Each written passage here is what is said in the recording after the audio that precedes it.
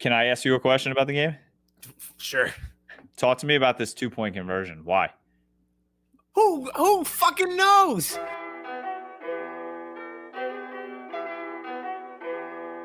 Chris Hansen here, and I'm going to need you all to take a seat right over there and check out Birds versus Boys. I think you're completely right here, and I hate it. Yep. Hey, idiots. Stop doing dumb things. I got 2 phones. Upset alert. I might go insane. I think you're already there. There's no hope. Hope is gone. If this was an AFC North podcast, we'd be done in 15 minutes. Bob Hope. I'm going to drink bleach. Be the team you promised me you were going to be this year! This is the Cautiously Hopeful podcast. I'll be watching.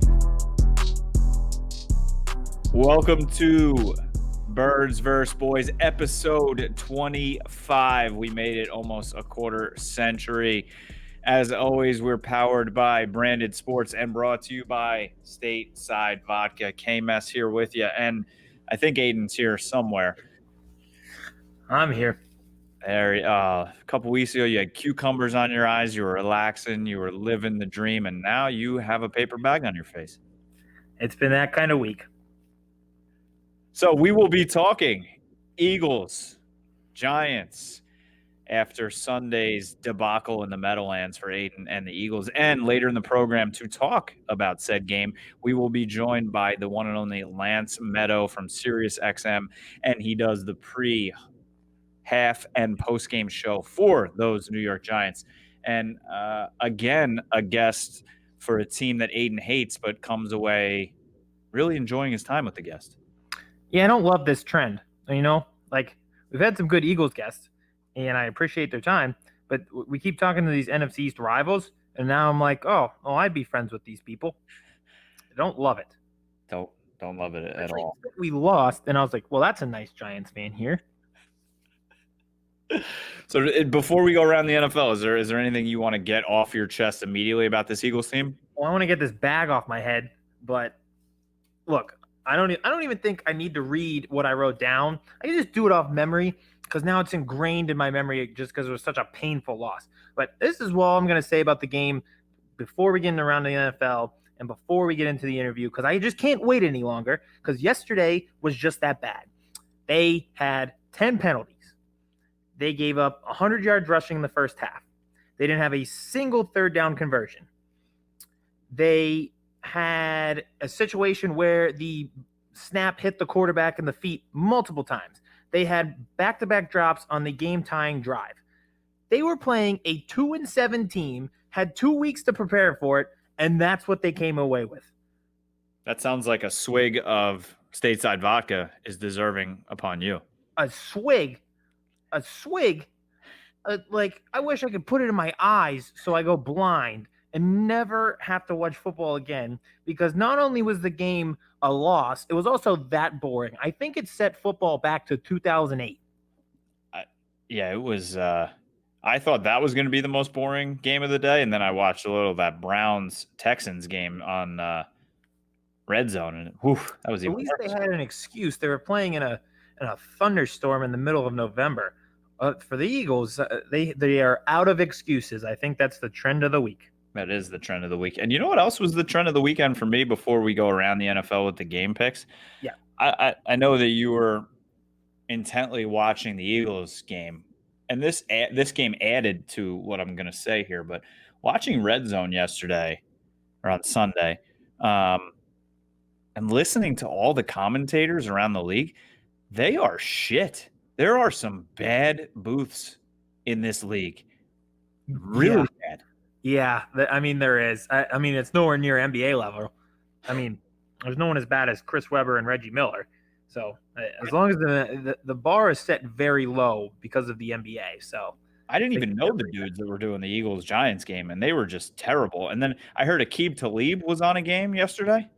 Well, that's hilarious. I don't know what game it was. I had a lot of them on mute, but that's pretty funny. Yeah, it was his first ever announcing. But yeah, the NFL's got to do something, or we just go away from the broadcast booths and we can just watch the game, because we don't need to hear that.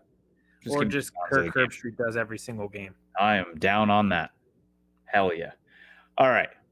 Before we get to the interview and then talk Eagles and have me just a little bit talk about the Cowboys, let's go around the NFL with the games in 60 seconds, which we never do, but today we're going to.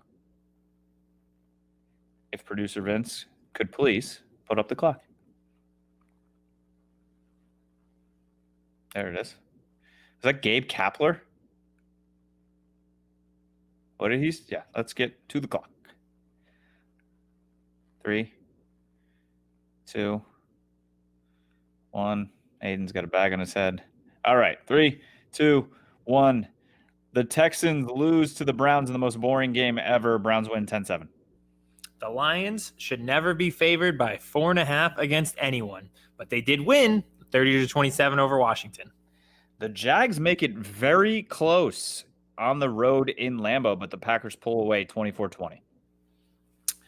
Bucks beat the Panthers 46-23 because the law of averages exists, and there was no way the Buccaneers were ever going to play that bad of a game again.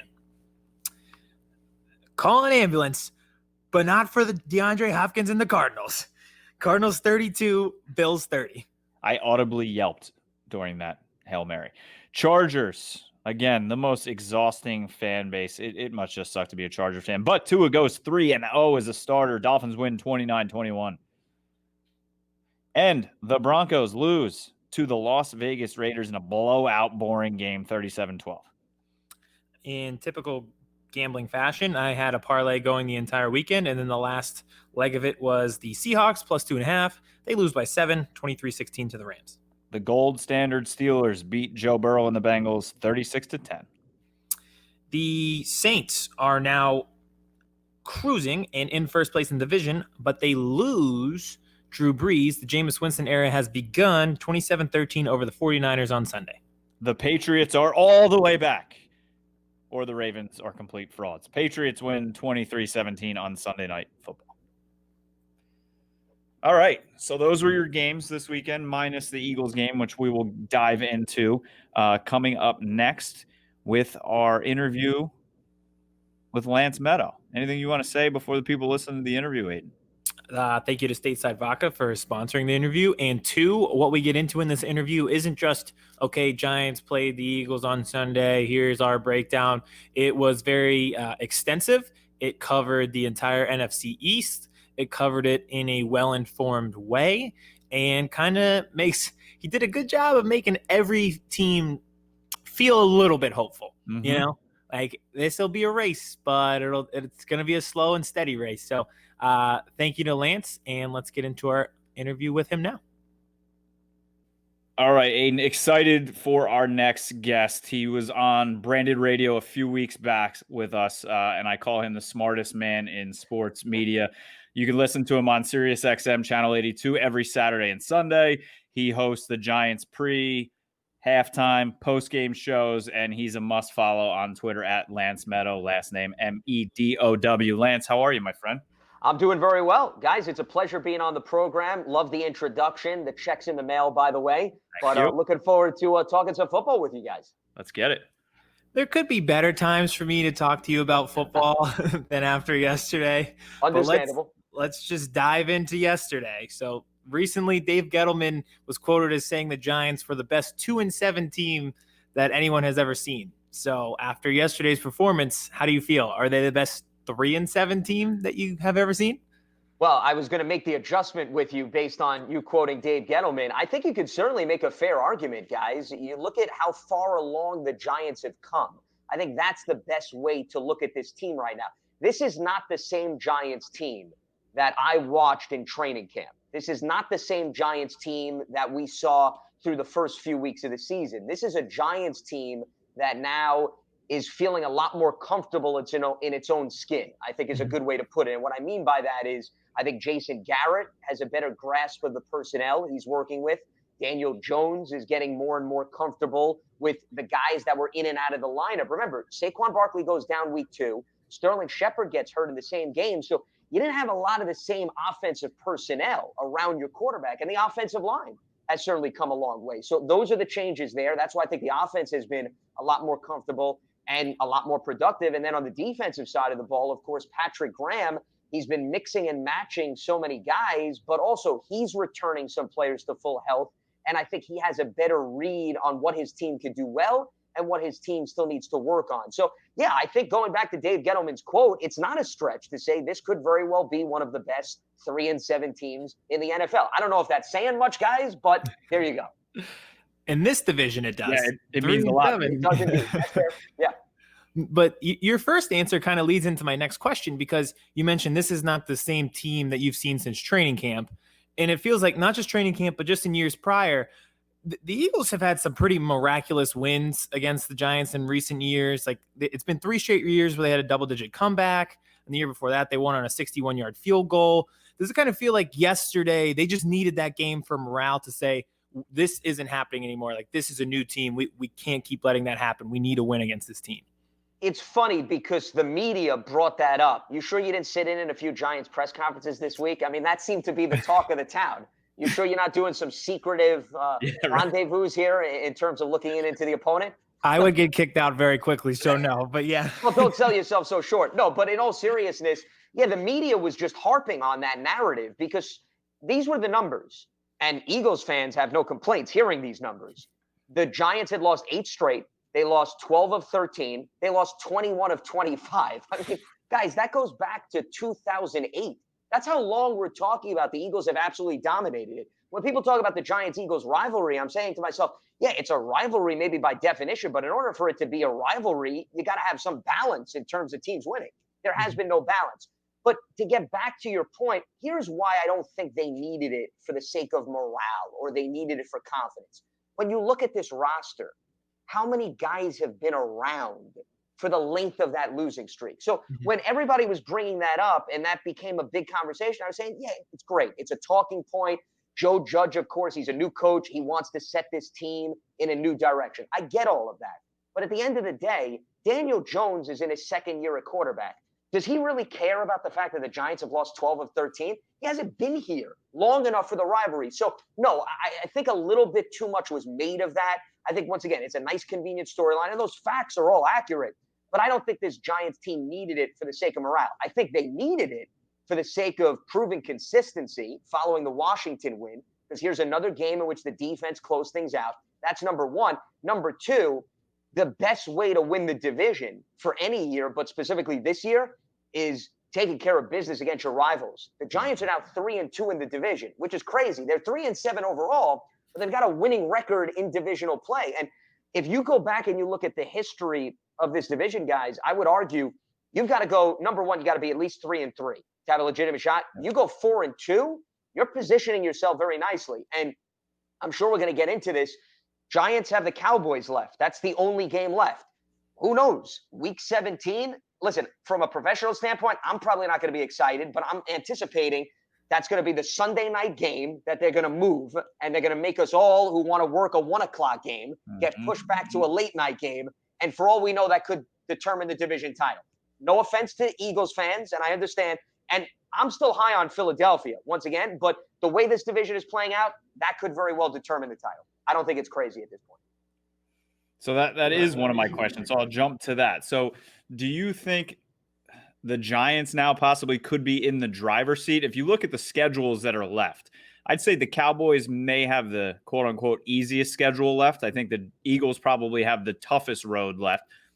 But then maybe the Giants are in there sneaky. Like you said, they have a winning record in the division.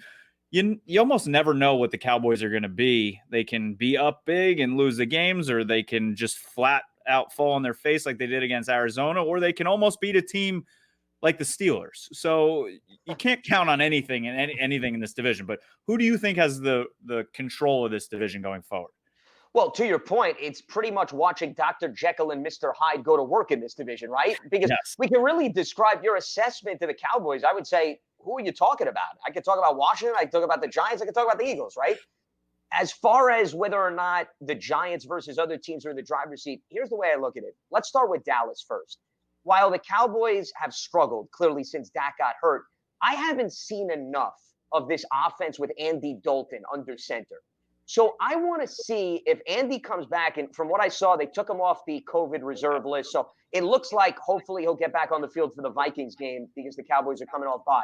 I want to see what this offense could do with Andy Dalton at the controls. I want to see what the defense could do when the offense doesn't turn the ball over like crazy. Yep. And when I have a few more games to watch with Dallas, then we could start talking about this team is certainly capable of putting a run together. See, the funny thing is, everybody is talking about the Eagles because they're 3-5-1. So record-wise, they're still in a good position. The Giants are surging. But I feel like the Cowboys are this overlooked team. The problem being is because there hasn't been much stability since Dak got hurt.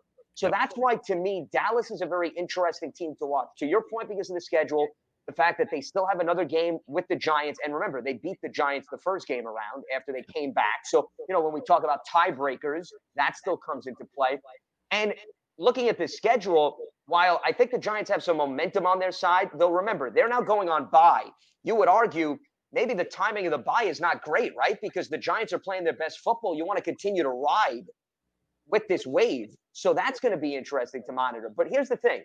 The Giants still have to play, guys, the Baltimore Ravens. They got to play the Seattle Seahawks. They have to play the Arizona Cardinals. They have to play Cleveland and a very tricky Cincinnati team coming off the bye because Joe Burrow, the more and more games he plays, the more and more he gets comfortable. And then, of course, the game finishing off with Dallas. So if the Giants want to win this division, my point is they're going to have to win games outside of the division. And all of those teams, I think, have their fair share of strengths and have been playing good football. So I know I gave you a long-winded answer. Who's in the driver's seat?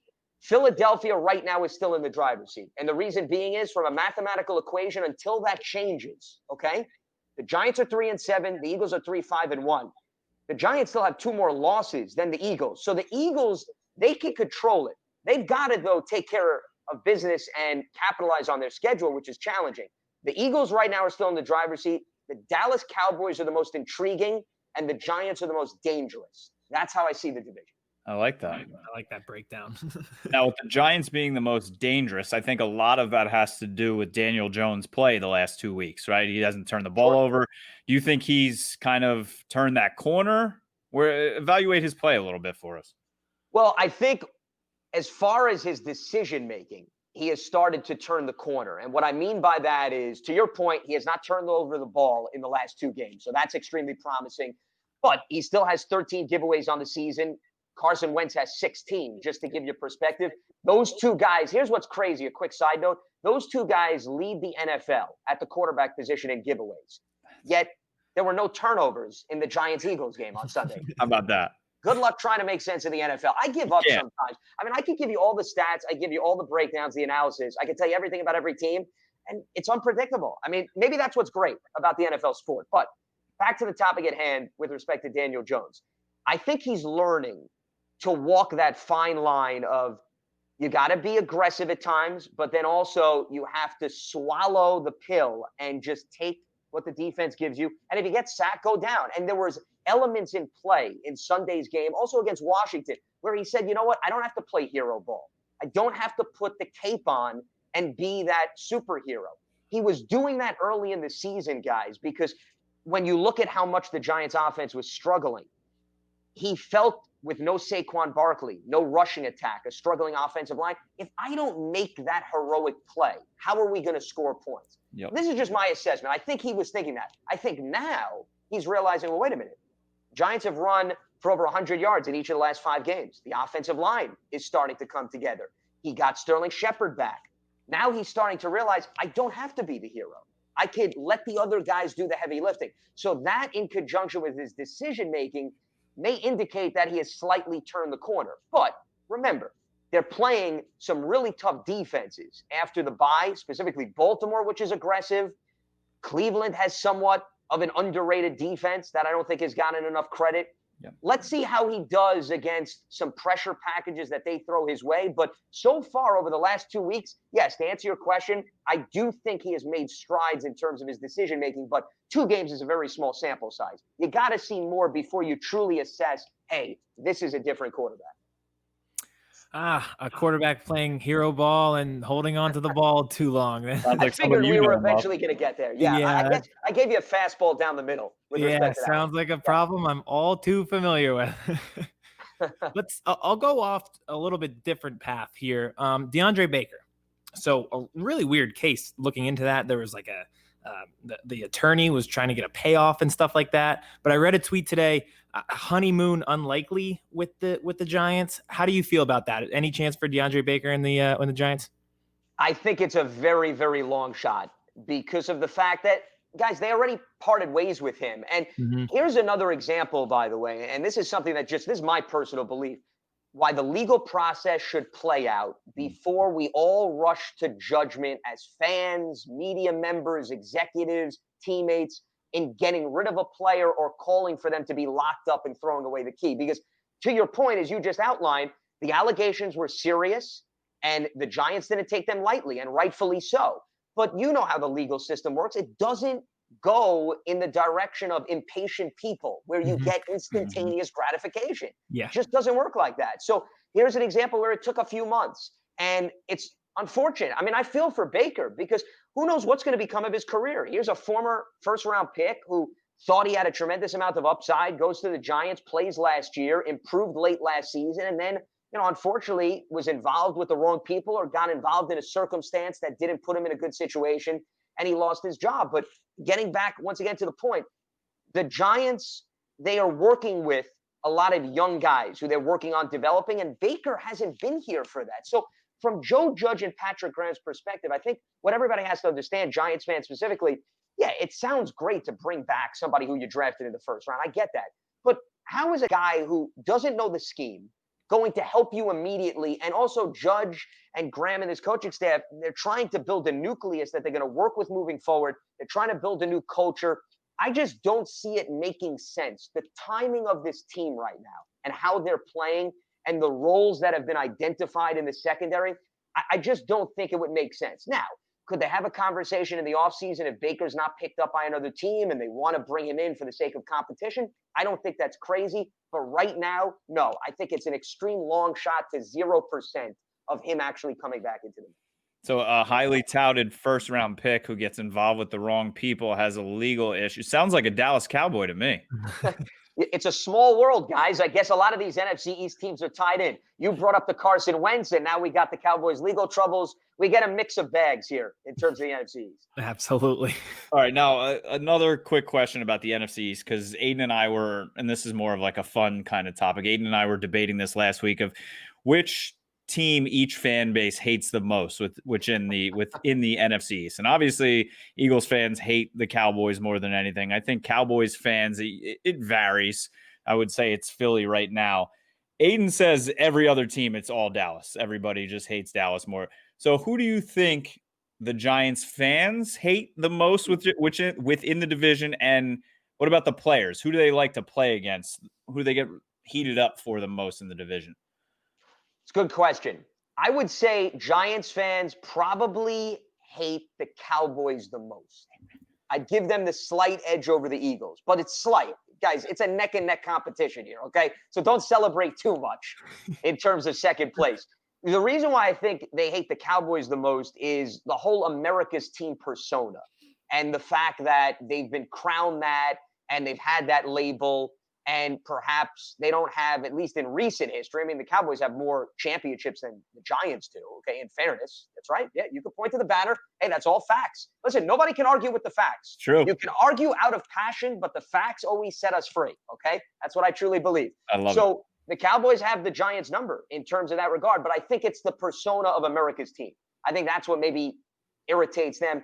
But when you look at the Philadelphia Eagles, considering the Eagles have dominated the series so much, as we were talking about earlier, I don't know if there's as much hate in terms of the fan base, the opposing fan base. I just think there's more frustration in terms of let's solve the riddle, let's go over the hurdle. But the Cowboys seem to be consistent across the board. As far as the other teams are concerned, and I haven't necessarily taken a poll of the entire NFC East fan base, but I would think Dallas is probably atop the list, simply because of, once again, the America's team label. Though, if you asked me personally, I would lean towards Philadelphia, mainly because of their fan base overall. I mean, if you have Eagles fans come to your own stadium, or you then have to visit Philadelphia, I don't want to hear anything about Philadelphia compares to Dallas or Washington. Come on, guys. I mean, Philadelphia takes the cake.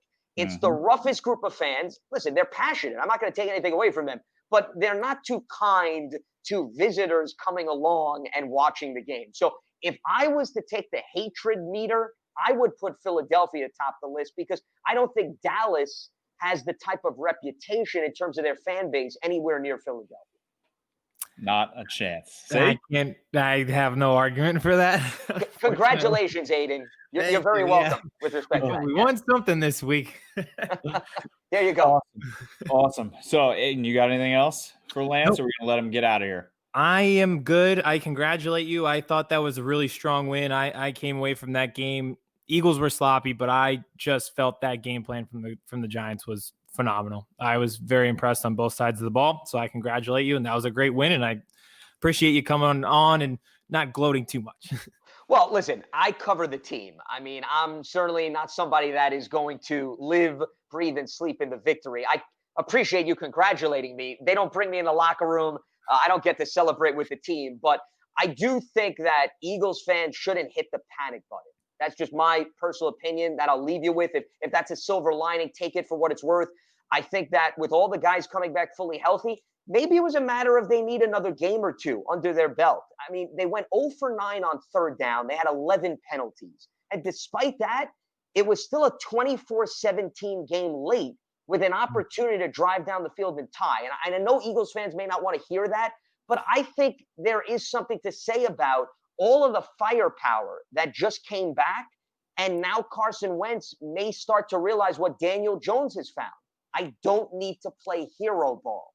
Let the guys do the heavy lifting, and I don't have to try to heave one down the field, hold on to the ball too long, lead to a fumble. I think if Wentz starts to get in that comfort zone, yeah, I would not rule the Eagles out. Listen, guys, I don't think there's a great deal of separation between a lot of these teams in the division. So it's going to come down to who plays the most fundamentally sound football, who doesn't pick up penalties, who protects the football. I know that's the boring answer, but let's be honest. That's what's going to determine and decide this division because it's minute. There is such a small disparity between all of these teams right now. It's true. It's true. I still can't believe we're finishing up week 10. It just blows my mind how quick it's Remarkable. gone. How do you think the NFL has handled everything before we let you go with COVID and the most crazy year we've ever seen? Yeah, I think the NFL deserves plenty of pats on the back, guys. I've been extremely impressed. I mean, who would have thought that we would get to your point 10 weeks in and knock on wood? Yes, we've had a game or two moved around, but no cancellations, no major breakouts. I can't commend the NFL, the league, and really the players and the coaches deserve all the credit because their self-discipline is what has allowed all of us to cover and consume football. So, yeah, I've been extremely impressed. I hope it continues. I hope we get a full season in because it's been a nice distraction for all of us who have to deal with adjusting in our normal daily lives. That is for sure. Listen, I mean, for somebody that covers the NFC East specifically, I'm just excited that we have a competition because more often than not, most of these seasons have gone. I mean, at least the Giants mathematically have been out of it. But, it really has been, a two-team race. So, hey, now we got something to, maybe look forward to each and every week, at least for the near future. Yeah, Yeah. absolutely. It's a slow race, but there's some suspense to it at least. So We got a lot of Absolutely, turtles in the race. You know, but it's okay. It's funny you brought up the Eagles' frustration. I can only imagine what's going on in the Philly talk shows. I was listening to Peterson on, I think he went on WIP, I believe, or one of the other stations. And I mean, I haven't heard him that frustrated at himself in quite some time. I mean, he was real. I mean, you could tell like the guy couldn't sleep last night. he was Because of- not. Yeah. Yeah. And I mean, look, they that let him in. Like the way they let him in was like kind of rude. And they were like, 82% of people think he's responsible for the loss. And then they're like, and now here he is. And he was just like not having it. He was not happy. So well, I don't blame him. I mean, so you think that was timed? Like they purposely did that? Oh, before yeah. they It was let like him? their lead in. They were like, Oh, our really? fan Okay. poll Wow. says 82% blame him for the loss. Here he is now on the station. So he was like not having it. He's so like, he I didn't- can hang up right now. Well, no, because I heard that, but I wasn't sure whether that was him sort of trying to make light of it. It was hard to get a read on that. I why. think it was like half joking, half he's like legitimately mad. He was Really definitely upset with himself, and I understand it. So Yeah. it gives me hope going forward that at least they didn't like pack up their bags and have their tail between their legs. They're actually mad about what happened yesterday. So we'll see. Of course. Yeah. Yep. No, absolutely. Well, it should be interesting. There's no doubt about it, guys. So let everybody know where they can see you, where they can hear you, where they can read your tweets. Well, how much time do you have left on the program? It's gonna As take much me a while. as you need. I kid. Well, I'm on Sirius XM every Saturday and Sunday in the mornings. Saturdays 8 a.m. to 11 a.m. Eastern, and Sundays 8 a.m. to 10 a.m. Eastern. The football season, we go back to 11 outside of the football season. So Channel 82, Mad Dog Sports Radio. I do the post-game shows on NFL Radio after Monday night games. So I will be back on following the Vikings Bears this evening, and I also obviously am on the Giants website with their daily talk show, Big Blue Kickoff Live. I could also be heard on the pre-half and post-game show on WFAN, the Giants radio network, as well as a number of other things. So I think it's best to leave it at, you can follow me on Twitter, at Lance Meadow, one word, last name, MEDOW, as you guys said, on the T at the beginning of the show. And I always welcome interaction from all NFC East fans because I cover the NFL. So I don't shy away. It doesn't have to be just a Giants-centric conversation. You want to talk Washington, you want to talk Philly, you want to talk Dallas, come at me. I'm all game. Oh, then we will be talking to you again down the line in this season, Lance. Well, I very much look forward to it. It's always a pleasure going back and forth talking football with you guys. And best of luck with the podcast here moving forward. Appreciate it. Thanks, Lance. You guys got it. Take care. Thanks again to Lance Meadow. Lance Meadow on Twitter, one word, MEDOW. I love how he just says that so cleanly, and I always think I know how to plug him cleanly, and it's just like I can't. I think he appreciated the way you let it in, though. Yeah. You know, like most people would expect the A, and it wasn't there. I think he did it. I mean, he's a pro. It's pro, but you know what you were doing. We're on the radio. We do things. We're there. Speaking of radio, if you guys missed it, Aiden and I on Branded Radio last weekend. Some technical difficulties had nothing to do with us, but our content was okay. We're like shooters. We're like JJ Redick, baby. Our job is to shoot the ball and score, and we do that. Can't control the rest of it. You give us the ball. If you can't get us the ball, it's not our problem. Yeah, just say not my problem. I'm putting my 25 up no matter what. Exactly. I am upset that he said the Eagle or everybody hates the Cowboys fans the most, but he hates Eagles fans the most, which I enjoyed. I can see that because it's a very short turnpike ride to get to the Meadowlands, so we cross paths quite a bit, and eventually, if you keep crossing paths, you're gonna butt heads. So yes, I think that definitely plays a part in it. Well, speaking of crossing paths and butting heads, it's time for Birds versus Boys, the name of the podcast. Let's go around. I don't have a ton on the Cowboys today. Obviously, they were on a bye. I will get more into them on our Thursday episode. Looking forward to them playing the Vikings, but I know we dissected the Eagles and Giants a lot with Lance, but I'm sure there's still some points that you would sadly like to make. I kept it as PG as possible during that interview. Yes, you because what I had to say about the Eagles is rated freaking porn. They were so bad. And it wasn't even, what's the worst part of all the worst parts in a game that was so boring and terrible and bad to worse? I'm not even that mad because it was just that boring. Like, it wasn't even scream at the TV mad because it was somehow worse than that. Were you 2 inches away from the TV for this game? Well, I do that whether things are going well or bad. That's just your insane asylumness. Yeah, that's because I'm psychotic. It has nothing to do with the result of the game. Can I ask you a question about the game? Sure. Talk to me about this 2-point conversion. Why? Who fucking knows? Like, literally, the first one made total sense. You were down 14-3. You go for 2. Okay, now you're down by a field goal. Mm-hmm. It's 14-11. But then they go, and it's 21-11. They're going for 2. It would just make it 21-19, and you don't get it. So now you're down by 4 and erase what you just did with the previous 2-point conversion that put you down by a field goal. Like, what the fuck kind of analytics are you running? Oh, my God. And don't you think the dumbest thing ever? The guys in Wolf of Wall Street who crunch those penny stocks know math better than these fucking assholes. Wouldn't you want to get Jake Elliott a couple, I know he's kind of had the yips lately. Get him a couple easy knocks through to build up his confidence in case you need him later in the game too. That's far down the line of reasons why you don't go for it there. But that's another reason. That is a valid reason. I don't think anyone's brought up. And it's just like, analytically, it makes no sense. Feel of the game, it makes no sense. I think that's been the theme in Philadelphia the past few weeks, is that there's just absolutely no feel. Actually, last few weeks, I came on here after week 1 against Washington and said there was no rhythm, there's no feel, like they don't understand their personnel right now with these injuries. There's never been a feel this entire year. I don't get it. Is like Jake Elliott taking a shit? Like, does he have like colitis or something? And every time they score a touchdown, he's in the locker room taking a shit. And Doug's like, we need a feel. Where Jake's taking a shit again? All right, we got to go for 2. Just two. It would still make that reason would make more sense than any reason Doug Peterson can give you for why he keeps doing this. And not only that, then the plays stink. Like, they keep doing this Jalen Hurts thing, and that's another feel for the game. Like, they don't let him throw. This savior, Jalen Hurts, that everyone wants to save the Eagles, now has more fumbles than pass attempts in his career so far. So best of luck to the part of the fan base, the Folesian Society, who wants to get rid of Carson Wentz. But that's another thing. Like, they come in, don't let him throw the ball. Everyone knows what the play is about to be.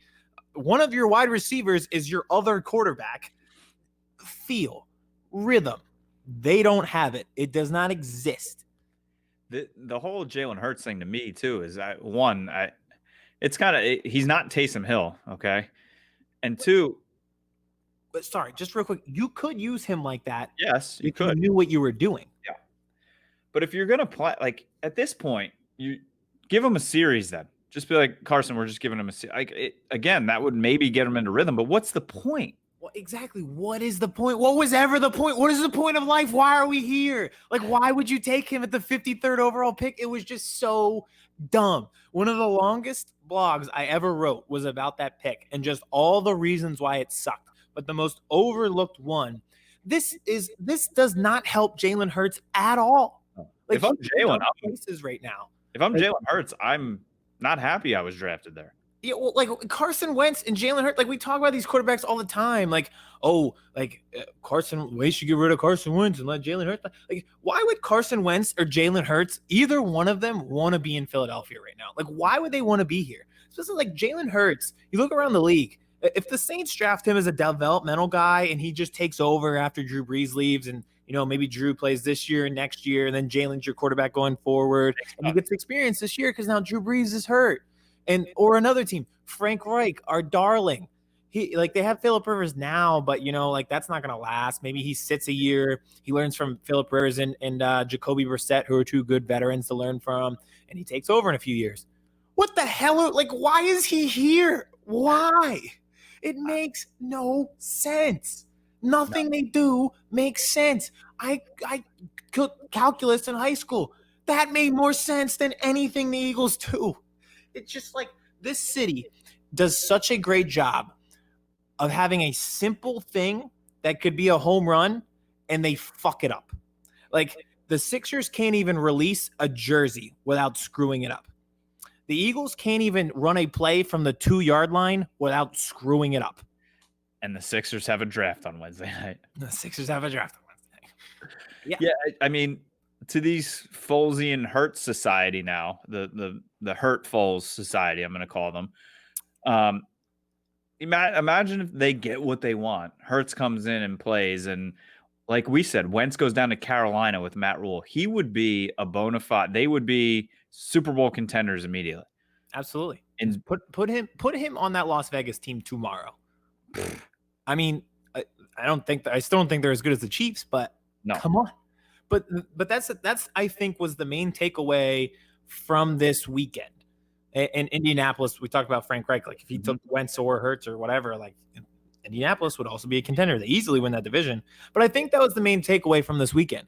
Like, the quarterback really doesn't matter right now. Like, you can get rid of Wentz and Hurts can start. Will this team succeed? No. This is, and the craziest part, and we talked about this with Lance a little bit, about Daniel Jones playing hero ball and extending plays too long, which turns into turnovers. Obviously, that's been a trend here in Philadelphia as well. What did Carson Wentz do on Sunday? He stuck to the game plan. He didn't turn the ball over once. He didn't make any of those high-flying hero ball throws where he's running around for a while or chucking it deep. He just stuck to the game plan. The problem is this is a game plan that week in and week out lacks creativity. They are one of the most boring teams in the league to watch. Like, if you watched 15 minutes of that Arizona game, you realize how bad the Eagles are. I was actually like, during the Arizona game, I was sitting on the couch watching with my wife after we watched the Eagles game, and she turned to me and said, she's like, it's fun watching good football. We're not even in the same sport right now. No, Like, there's teams, and not even in the AAF. Yeah, not even in the AAF. But you know what? I've noticed this trend, and it's not just the Eagles. Football has changed a lot, even since like when we won the Super Bowl in 2017. And Chris Spielman, the announcer for the game yesterday, said it. Like, I feel like I'm watching a Saturday afternoon game. Like, they're spreading things out. They're going up tempo, which Carson Wentz has begged Doug Peterson to do. They're still not really doing it. But they do succeed when they do. And Dan Orlovsky said that point today. It took until the third quarter with 7 minutes left for them to roll him out of the pocket. But football has changed. It has. And the Eagles got left in the dust. Look, offenses now are an iPhone 12. The Eagles offense right now is a Motorola Razr. iPhone 12, baby. iPhone 12. I was, and that is funny. Like, I had the iPhone 8, just got the 12, been using the 12 for 2 days now. And then I just charged up my 8 because I want to clear it and sell it. And I was looking at it and I was like, wow, this thing looks so old. Like, it's only been like a day and a half. And I was like, and that's exactly what the Eagles are. iPhone 8 isn't that old. No, it's still perfectly Super fine. Bowl champion. It's a Super Bowl champion, but it was a Super Bowl champion in 2016, 2017. Like, technology has advanced and the game has advanced, and it is passing the Eagles by. And you know what? They have no one to blame for themselves because they went without an offensive coordinator this offseason, and they brought in all these offensive geniuses who are just going to come around and be yes men for Doug Peterson. Who wants ice cream? What are they doing meetings? Like, what has happened? I love it. This is what I was like. This is another analogy for watching the Eagles right now is just like watching day-to-day activity at a dentist office. Like, nothing exciting ever happens, and sometimes it's very painful to watch. That's the Eagles offense. Yeah, there are drives where you'd rather get your teeth drilled than watch Doug Peterson's play calling. Like, when Miles Sanders has a 7-yard run and it's 2nd and 3, and then you don't go back to it. Oh my God. Just shoot me up with Novocaine and drill my teeth out. The only thing that tastes better than stateside vodka are Philly fan tears. But I'm not even, you know what the worst part is worse than the other worst part that I said? You're not even sad. I'm not sad because I've learned this the hard way with Philadelphia sports. Do you think this team's going to die? Do you think they're going to be a top 5 pick and just fall off a cliff for the rest of the season? No, because they're going to drag us to the very bitter end. And that leads right into what I want to talk about with the Cowboys. Just when you thought they were out, they pull you back in. Like, if this team comes out and beats Cleveland, I'm not going to be shocked. Actually, I'd be shocked if they lost. I've just been down this road too many times. Like, that's why, I'm mad at how that went because it was ugly. But like Lance said, they're going to get these weapons back. They're going to get more in rhythm. It's just annoying that you know how this goes. You know how it goes. And that's exactly why earlier in the season, I told you they were going to go out to San Francisco and win, because that was just a game where you knew their backs were against the wall. They were playing like shit. And that's just what the Eagles, like last year against the Packers when they went to Green Bay and won. Yeah, they lost a home game to the Lions. That was eerily similar, where they just looked sloppy the entire game. Yep. There were multiple fumbles in that game. Dropped touchdown passes. Yeah, dropped touchdown passes. The Lions weren't a very good team, but they looked more prepared. And they came out against a really good Packers team and just handled that Packers team most of the game. And I feel like we are on a collision course with that same type of stretch. Yeah, and unfortunately, I think the same thing is going to happen. Well, it's unfortunate because obviously I've been on Team Tank lately. I wanted the Cowboys I want them to, right now they're sitting at number 3 overall pick. I want them to get a top pick. However, during that Steelers game, you called me out and you were right. Yes, of course. Once they were in that game, I wanted to win that game. I think they may go on a run here. I was talking to Cowboys insider Matt Yost, and he sees them going 7-9 now. And that could be good enough to win this division, depending on what the Eagles do when they go through this gauntlet. So as much as we're sitting here with the Eagles at 3-5-1 and Dallas at 2-7, I mean, this division is going to go down to the end, I think. And it's going to be shit the whole time, but they're going to keep us interested, which is good for our podcast. Yeah. But at the same time, it's just going to be like teeth pulling at the dentist. Like what's the very long procedure? Like a root canal? That's what the rest of the season is going to be. The NFC East is just one long root canal. Mm-hmm. It's painful. It feels never ending. And then in the end, you're like, I honestly don't know why that was worth it to begin with. And like halfway through, they give you a little more Novocaine. So then it starts to feel a little better. You're like, okay, maybe this isn't so bad. And that's a win. And then all of a sudden the Novocaine starts wearing off a little bit and they start drilling more. And you're like, oh, nope, no, this is terrible. It is terrible. That actually happened to me once. I was sitting there, like, they had just started. And I was like, should I be feeling this? And they were like, nope. I was like, well, I do. Oh, God. Yeah, that's the name of this episode. The NFC East is one long root canal featuring Lance Meadow. The NFC East trip to the dentist office. Love it. So you have anything else before we let the people go? Just like a few quick things. Patrick Graham, who's the defensive coordinator for the Giants, was the defensive coordinator for the Dolphins last year. Yep. Who is this wizard who keeps making the Eagles have the most frustrating games of all time? I really don't like this guy. Alshon Jeffrey, welcome back. I guess our prop bet didn't hit of him scoring a touchdown that we said on radio. Did he have a catch? He had one target. Not just one catch, one target. How many times? Do you know how many plays he was on the field?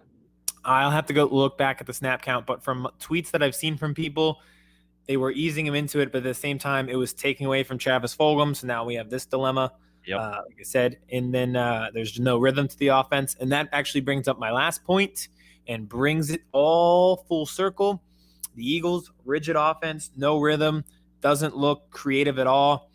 Jason Garrett was running a more creative, complex scheme than Doug Peterson was. So to bring it full circle, congratulations, Jason Garrett, on now being the mastermind of the NFC East somehow. Unbelievable. It's like that meme with the astronauts with the gun.